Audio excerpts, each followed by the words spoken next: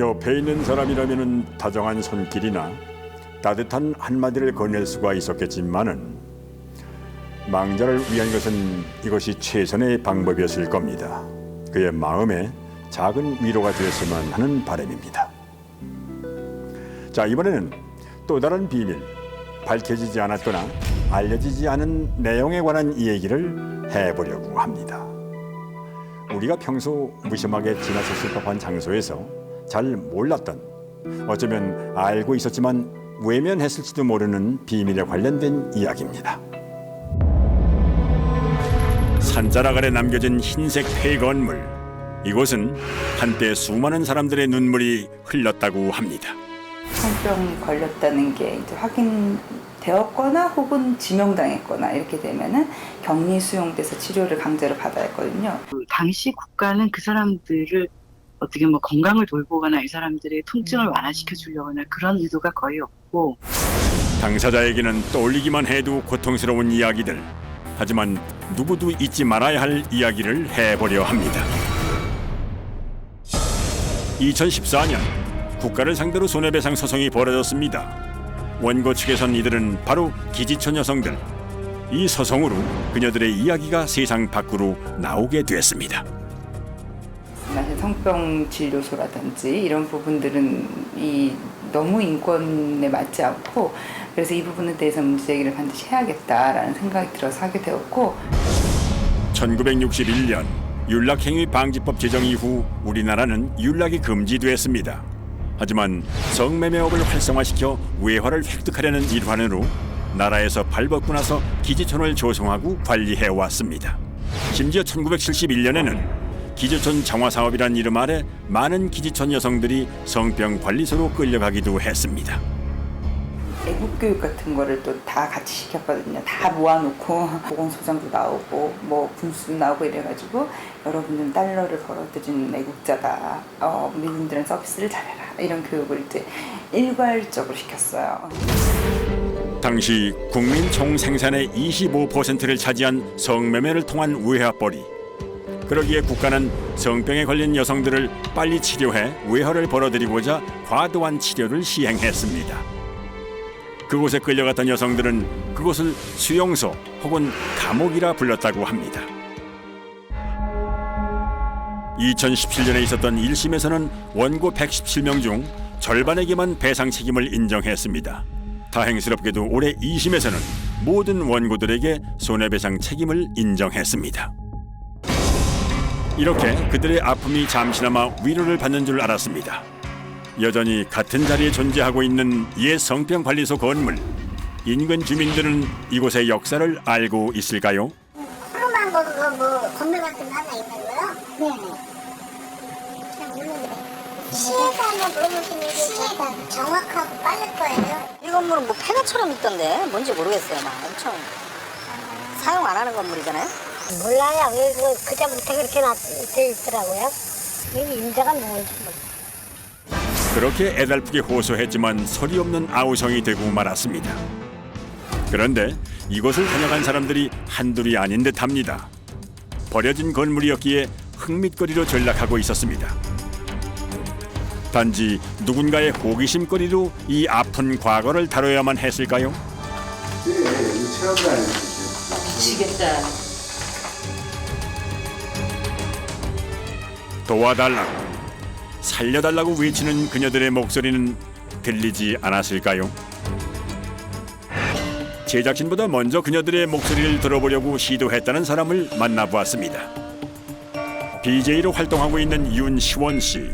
제가 할 수 있는 거는 없었거든요. 그래서 이제 무속인을 통해서 조금이라도 마음을 달래줄 수 있는 부분이 있지 않을까 싶어가지고 무속인 분들을 데려갔었고, 굉장히 소름 끼치고 막 눈물이 나올 지경이었어요. 왜냐하면 거기서 있었던 뭐 영가를 이렇게 직접 실으면서 막 아프다, 뭐 슬프다, 뭐 이거를 직접적으로 듣잖아요.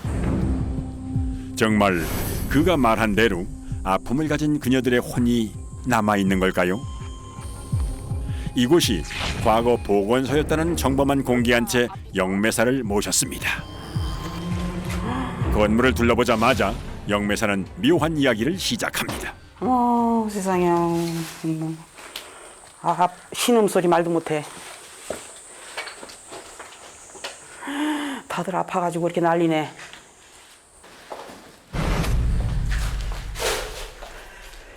여기에 이렇게 모아가지고, 여기 있잖아요.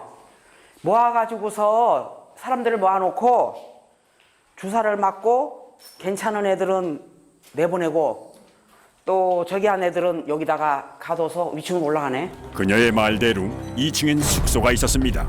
근데 여기 보니까 첫 스타트로 그냥 못 모르고 들어왔네요. 들어오면은 무조건 주사부터 찔러. 무조건 움직인다. 주사 찔르네. 주사부터 찌르고요. 마치 그 자리에 있었던 것처럼 생생하게 설명하는 영매사. 이 방에다 여기다 사람을 가뒀나 봐. 병이 생겼다 하면은 무조건 여기 가뒀어. 여기 보건소가 아니에요. 깜빵이야. 그녀는 이곳을 감옥이라 느꼈습니다. 미군이 성병에 걸리잖아요. 그러면 그 미군이 자기 헌병이랑 같이 나와요. 나와가지고 내가 저 여자랑 밤을 보내서 내가 성병에 걸렸다라고 손가락질을 하면 그냥 무조건 데려가는 거예요. 실제로 그 여성이 성병에 걸렸는지 안 걸렸는지 의사의 검진이나 이런 게 없이 그래서 데리고 간 게 성병 진료소 몽케하우스는 거였던 거죠. 거기서 이제 펜실린을 투여하고 이런 식으로 그런 걸 토벌이라고 컨택이나 토벌이라고 불렀던 거죠.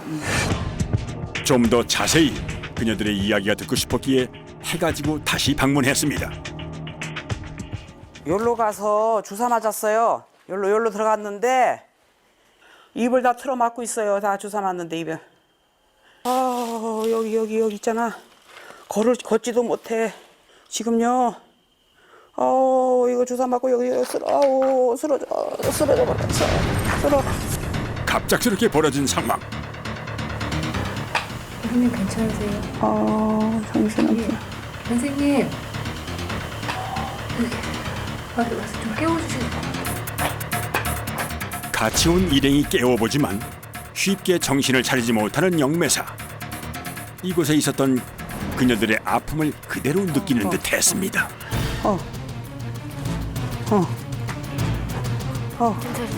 당시 증언에 따르면 항생제를 아무런 테스트 없이 투약당해 쇼크사했던 여성도 많았다고 합니다. 아나필락틱 쇼크라는 말을 들어보셨을 것 같은데 과거에 그 약을 먹었거나 주사를 맞았거나 했다가 몸 안에 그 약에 대한 항체가 생겨 있는 걸 모르고 다시 먹거나 주사 맞았거나 해가지고 갑작스런 항원 항체 반응으로 쇼크에 빠져서 사망에 이르는 걸 아나필락틱 쇼크라고 하거든요. 그렇게 해서 사망에 이를 수가 있어서 그걸 굉장히 두려워했고 수용된 여성들의 모습이 꺼내달라고 소리치는 동물원 원숭이 같다고 해서 미군들이 불렀던 이름 몽키하우스. 꽃다운 나이의 여성들이 꽃처럼 이곳에서 시들어갔습니다. 그들의 아픔을 잊지 않고 기억하는 것이 우리가 해야 할 일이 아닐까 싶습니다. 마음으로 찾아온 아픔을 달래고 그들의 무사 평안을 빌어주는 오늘의 주인공은 많은 이들이 걱정 없이 살기를 누구보다 바라고 있었는데요. 만일 그가 찾아온 이들의 이야기를 듣지 않았다면, 아픈 마음을 어루만져 주지 않았다면 어떻게 되었을까요? 우리는 알지 못하지만 어딘가에서 펼쳐지고 있는 미지의 세계. 세상 어디와도 통하지만은 누구에게나 열리지는 않았던 신비한 이야기. 비밀의 문이었습니다.